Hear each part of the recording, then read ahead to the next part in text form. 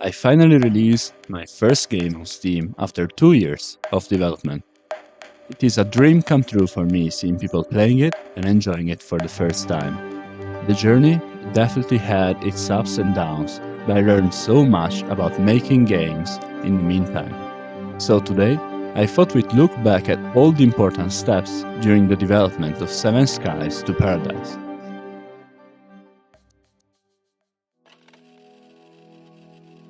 As a college student, I knew that if I wanted to make a game, it would have to be something I could make in my free time at night. I had messed around a bit with Unity before, but never finished an actual game. So in summer of 2022, I decided to develop my first project that I planned on finishing and selling on Steam during the summer. I wanted the game to be something you could pick up and complete in 2 or 3 hours, kind of like a movie. I came up with the idea of 7 worlds, each one crazier than the previous one, leading to a legendary place called Paradise.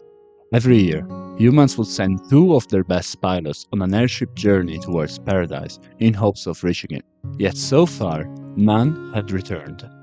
You would play as Hope, a young pilot embarking on the journey and looking for her father. I felt this story was ideal for the game. I could add unique mechanics to each of the 7 skies and use my drawing skills, obtained by years of making comics, to make sure that each world felt new and interesting. Furthermore, since the player would pilot an airship, I didn't have to animate human characters in 2D, which I felt might take too long for a first game. As soon as exams ended, I gladly jumped onto the project, excited to finish my first game. I made a quick prototype with very bad art and even uploaded a short devlog to describe the idea. I thought that with the basic gameplay done, I was pretty much halfway through development. Turns out, I couldn't be more wrong. From the start, I knew I wanted the game to feel like a moving painting. The surreal works of Escher and Dali inspired me with the ideas for the setting. However, translating the vision in my head to something that looked good on screen was a different story. I spent a good 2 weeks going through so many iterations before finding the right art style. For me, this step is always crucial, because I think the personality of a game depends a lot on its art direction.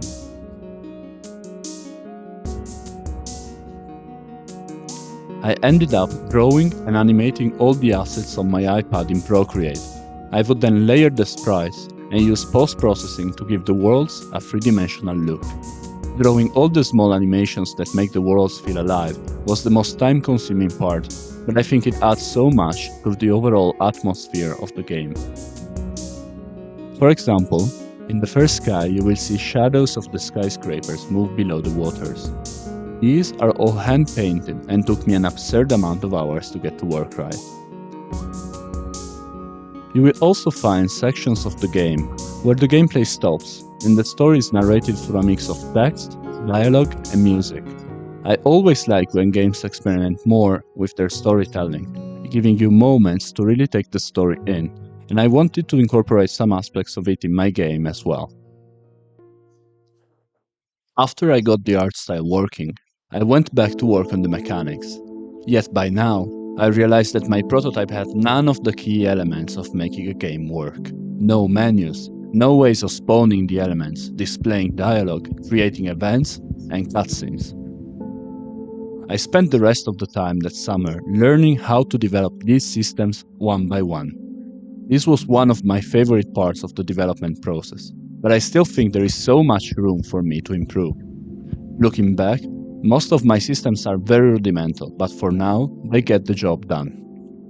Next was fine-tuning the movement system. I can't stress enough the importance of getting people to play your game early on. Getting the game to feel right for most people takes a lot of trial and error and different opinions. In my case, I had some friends play the game, but I will definitely try to organize a more structured approach next time. Oh, by the way, remember that end of summer deadline? By this point it was October already, and I had like 1/10 of the game done. I realized the timeline I set was completely unrealistic and decided to start with something more achievable.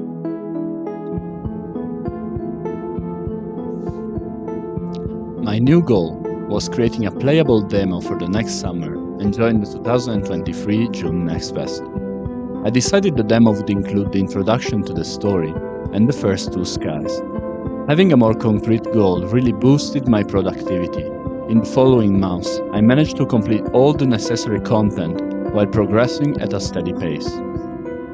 By March, the demo was almost ready. At this point, I needed just two more things before putting my demo on Steam and showing it to the world: the soundtrack and a trailer. I was lucky enough to find an American composer online who really understood the atmosphere of the game and created tracks that elevate each sky to a whole new level. I still remember the time I put his first demo tracks onto the project and thought to myself, this is what the game sounds like. I ended up doing a couple of tracks myself, such as the main menu track and the main theme. In April, I also released the first real trailer for the game on YouTube. With all the material completed, I was ready to take on the Steam Next Fest and hopefully put my game on the map. So June came by and the fest started. Steam releases a list of all the playable demos in the event, sorted by popularity. My game was pretty low on the list, due to my not so great wishlist count. At the time, I had around 150. Despite this, I was surprised by the number of people who installed and played the game. Some channels on YouTube even uploaded gameplay videos online. Today we're taking a look at an upcoming game called Seven Skies to Paradise. This is coming out on Steam on September 6th, but you can download a demo today and check it out for yourself. Overall, the limited feedback I was getting was positive. People were liking the story and atmosphere of the game. This was a huge morale boost and led to the wishlist count more than doubling over that week. My game didn't quite go viral, but I was still satisfied with the results and ready to finish the rest of the game. In July 2023, I traveled to Sweden to spend a month in a game developer co-living called Spelkollektivet. I would spend 1 month there while working on the game and meeting new developers from all over Europe. My time at Spelkollektivet was amazing, and I received great feedback from the other developers living there. I won't go too much into detail, but if you are a game developer in Europe, I highly recommend checking them out. I'll have a link in the description. During this period, I also started ramping up my marketing efforts. I posted a bit on Reddit and other platforms, but never felt like I was truly communicating the idea of my game correctly. I also tried to reach out to press and influencers, with little success. Marketing is something I hope to improve on in my future projects, and I'm also trying to make it more personal by creating a community around my games. Unfortunately, after this initial push, a wave of fatigue started to set in. I believe it is a common thing in all long game development projects. You have pretty much finished the content and there are no new exciting features to add. Yet, you still have to finish the game, polish all the systems, dialogue, level design, cutscenes, and so on. You are met with all the limitations and small bugs that were present in the systems you developed at the start. This phase can take months or even years, and I definitely underestimated it at the start of development. For me, this lasted around 6 months, from August to January 2024. I managed to pull through by pretty much forcing myself to do some work every day, but there were so many times where I was just so close to quitting. The thought of having come far and finally releasing the game to the world is what dragged me through the finish line. With the release date coming up, I felt a new wave of energy coming back in me. It was happening. For the first time I could finally sit and play my game from start to finish, taking the story in as I went. I created a new polished trailer for release and finished setting up the last things on Steam. On March 25th, I launched the game on Steam. After 2 years of slowly adding new things day by day to the game, I finally got to press the release button. The moment itself was quite anticlimactic. I was mostly worried that some game-breaking bug would appear, or that Steam would mess up the launch somehow. But as the first sales started coming in, I realized that it was truly happening, and someone online was playing the game. Although I still don't know if the game will see any amount of success, knowing that 7 Skies to Paradise is out there for everyone to play is already amazing. And I would absolutely do it again if I were to go back in time. I don't know if I'd call this unpolished. It's just one guy who made it. That's like incredible.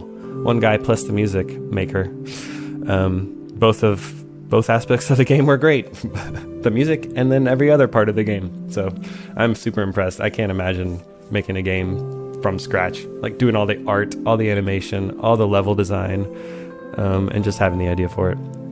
Great job. And the writing, like the skill sets involved for making a game like this are so diverse. Hey everyone, I hope you enjoyed the video.